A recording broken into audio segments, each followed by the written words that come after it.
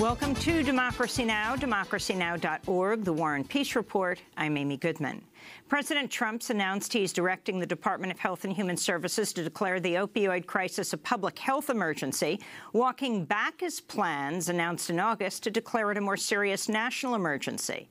The shift means the federal government will not, as of now, direct any new federal funds to address the opioid crisis, which killed 64,000 Americans last year. Drug overdoses are now the leading cause of unintentional death in the United States by far. More people are dying from drug overdoses today than from gun homicides and motor vehicles combined. We'll have more on Trump's announcement and the opioid crisis later in the broadcast with Dr. Carl Hart. On Capitol Hill, the House narrowly approved a budget plan that'll allow Republican lawmakers to push through President Trump's tax bill without the support of a single Democrat.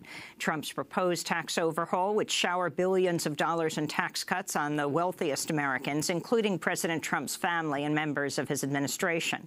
Republicans are now vowing to introduce the tax bill as early as November 1st. Meanwhile, congressional Democrats are pushing legislation that would prevent President Trump from launching a preemptive strike against North Korea.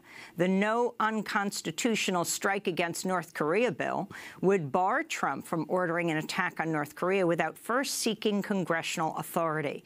The bill comes amidst mounting tensions between the U.S. and North Korea, with President Trump repeatedly threatening to totally destroy all of North Korea, a country of 25 million people. The federal government's just released thousands of formerly secret CIA and FBI files on the assassination of President John F. Kennedy in 1963. Historians are now reviewing the documents. Some of the preliminary revelations include a 1975 document that details multiple CIA plots to assassinate Cuban leader Fidel Castro under the Kennedy administration, including working with mobsters to poison Castro with a pill. The federal government was expected to finally release all the Kennedy assassination documents as of midnight last night. But in a chaotic late-night move, Trump ended up blocking the release of a number of the documents under pressure from intelligence agencies. Other parts of the release files ended up being redacted. The final files are now expected to be released in April. President Trump reportedly intervened to instruct the Justice Department to lift a gag order on an undercover FBI informant who investigated the sale of a uranium mining company to Russia's atomic energy agency, Rosatom, when Obama was president. This sale is now facing increasing scrutiny after it surfaced recently that the FBI was investigating a U.S. subsidiary of Rosatom for racketeering and extortion at the time the Obama administration approved the sale. Secretary of State Rex Tillerson said Thursday the United States is seeking a future Syria without Syrian leader Bashar al-Assad. Speaking after his talks with the UN Special Envoy for Syria, Staffan de Mistura, Tillerson said, quote, "We do not believe there's a future for the Assad regime and Assad family. The reign of the Assad family is coming to an end," unquote. Another round of UN-backed peace talks on the ongoing Syrian conflict are slated to resume next month. Spanish Prime Minister Mariano Rajoy is calling on the Spanish Senate to approve his plan to seize direct control of the northeastern region of Catalonia and fire its leader, Carles Puigdemont, and all regional ministers. If the Senate approves the use of Article 155 of the Spanish Constitution, Spain could also take over Catalonia's police, public media, and finances. On Thursday, Catalan leader Carles Puigdemont ruled out holding snap elections to defuse the crisis. This is 16-year-old Paula Perez speaking Thursday. We don't know right now what is going to happen because the situation we are living in is very chaotic, but we will continue waiting to see what will happen. Both the Spanish Senate and the Catalonian Parliament are currently in session. The Senate is expected to approve the central government's takeover of the region, and the Catalonian Parliament may declare independence simultaneously. In Kenya, at least 4 people were killed amidst clashes during Thursday's contested presidential election rerun. Incumbent President Uhuru Kenyatta is expected to win the re-election after his opponent, opposition leader Raila Odinga, boycotted the vote when his demands for changes to the electoral process were not met. This is Joseph Uma, whose brother was wounded in the clashes. We were not being violent. We just barricaded the road to prevent ballot boxes from getting to the polling center. We decided to protest because we didn't want voting to take place here. Then the police came and shot my brother. They were shooting live bullets into the crowd. Back in the United States, actress Selma Blair has accused disgraced filmmaker James Toback of threatening to kill her if she publicly accused him of sexual harassment. More than 200 women, including Blair, have now accused Toback of sexual harassment. Blair says Toback harassed her in 1999, trapping her in a hotel room, then masturbating in front of her. Afterwards, she says, he told her, quote, "There is a girl who went against me. She was going to talk about something I did. I'm going to tell you, and this is a promise, if she ever tells anybody, no matter how much time she thinks went by, I have people who will pull up in a car, kidnap her, and throw her in the Hudson River with cement blocks on her feet. You understand what I'm talking about, right?" Unquote.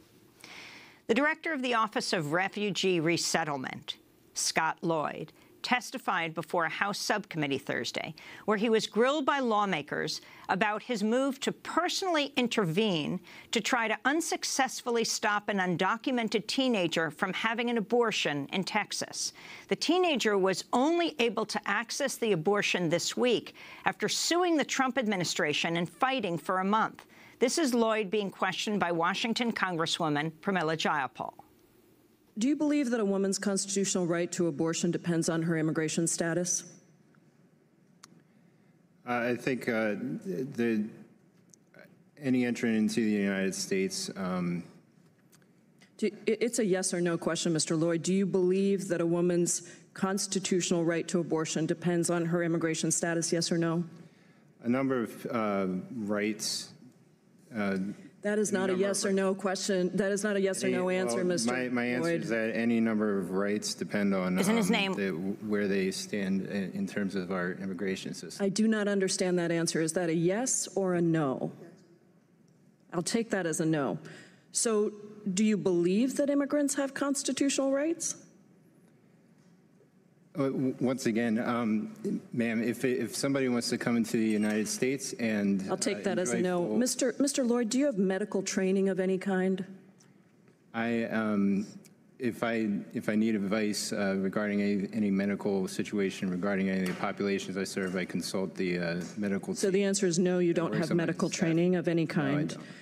The Washington congressmember questioning Scott Lloyd. In Texas, a mother is demanding immigration authorities release her daughter, a 10-year-old girl with cerebral palsy, who is detained by Border Patrol agents after undergoing surgery Tuesday. The girl, Rosa Maria Hernandez, has been living in the United States since she was 3 months old when her parents moved the family to the U.S. in order to access better medical care for Rosa. On Tuesday, she and her cousin were traveling from Laredo, Texas, to a hospital in Corpus Christi when they were stopped at a border checkpoint. Border Patrol agents then traveled with Rosa to the hospital and then detained her at the hospital once the surgery was over. She is currently being held in a children's shelter in San Antonio, Texas. And award-winning Indigenous journalist Mark Trahant has quit his teaching job at the University of North Dakota after the university blocked him from teaching a lecture series on the Indigenous-led resistance to the Dakota Access Pipeline. Professor Trahant is the author of multiple books on Indigenous history and resistance and has been a finalist for the Pulitzer Prize. He's a member of the Shoshone-Bannock tribe in Idaho and the former president of the Native American Journalists Association. He says he quit after his 2 separate proposals to focus on the professional and social media coverage of the resistance movement were rejected by the university. And those are some of the headlines. This is Democracy Now!, democracynow.org, The War and Peace Report. I'm Amy Goodman.